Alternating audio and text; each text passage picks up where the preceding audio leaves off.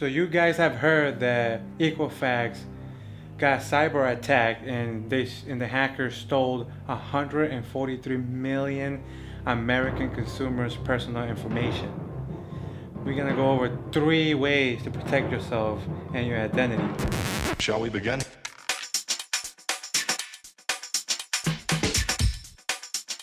So most of you have heard through the news a lot of stories and complaints about Equifax, but who are they? Well, they're supposed to be a record keeper. So they keep your credit history, so they focus on your credit cards, your loans, student loans, car payments, and where you lived. So they're supposed to guard your information. So if you want in the future a loan, they have backup of who you are and your history of how reliable you are for a future loan. So we're gonna go over 3 steps to protect your identity, starting right now because this is something really serious. Step number 1, monitor your accounts. So the first thing I recommend you guys doing is getting your free credit report. I'm gonna put a link in the description. I'm gonna put a link here so you guys can go and get your free credit report. So we want to do this so we can monitor what we have now, and then going forward we always get our free credit report and want to monitor our accounts and our credit line so we can be proactive. If we see suspicious activity, we can immediately take action to stop it, or before it gets even worse and they start doing your tax returns with your name and social security, and then you really be in trouble. Step number 2, secure your devices. If you have a smartphone, always have it with the latest software, always updated. Companies are always working against hackers and they're always trying to be a couple steps ahead of them. If you have an older version of the software, it'll be easier for hackers to go in because they had time to try and error. So always have your phone updated. Also have a password for your phone to go in. Most people do this, some people don't.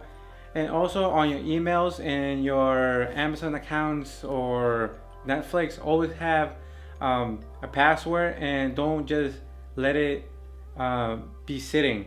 Always sign out every application, and when you have to re-enter, you have to re-enter your password. I know it's a pain in the ass, but the times we live in, is better to be safe than just leaving your password out there so a hacker can go into your emails and change all your accounts with their own personal emails and change every password. It has happened to me. Really scary. You have to start all over again, but as long as you check your credit history and you open credit cards, you should be aware of what's going on.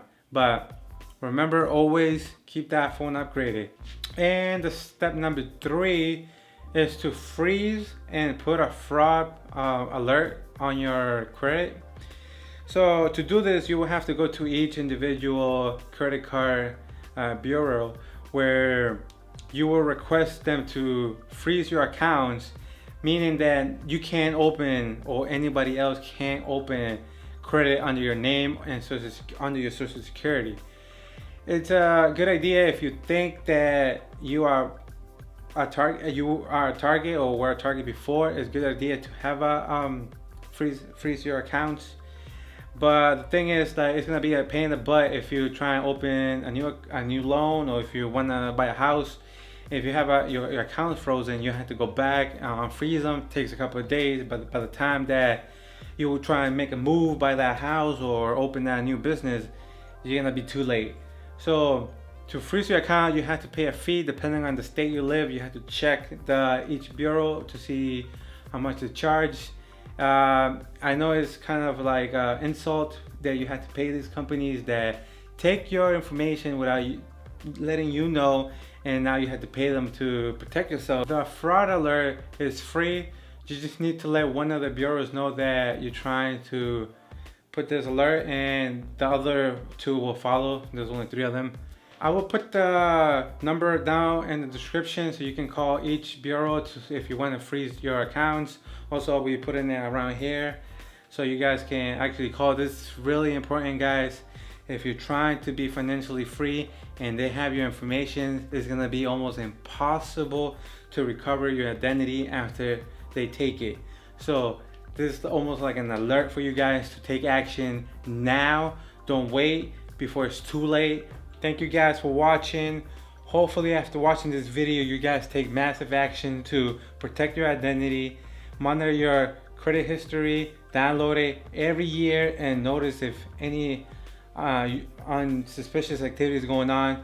Also secure your devices because hackers are going through your phones now, especially with your phone numbers and your email. So be careful with that. Always keep it upgraded with the latest software. And if you really want, you can freeze your accounts if you're really paranoid. I haven't done it yet. Thinking about it, you have to pay around $14 to $30 depending on the state and the bureau you're trying to freeze your accounts with. If you are gonna freeze, you have to freeze in all three.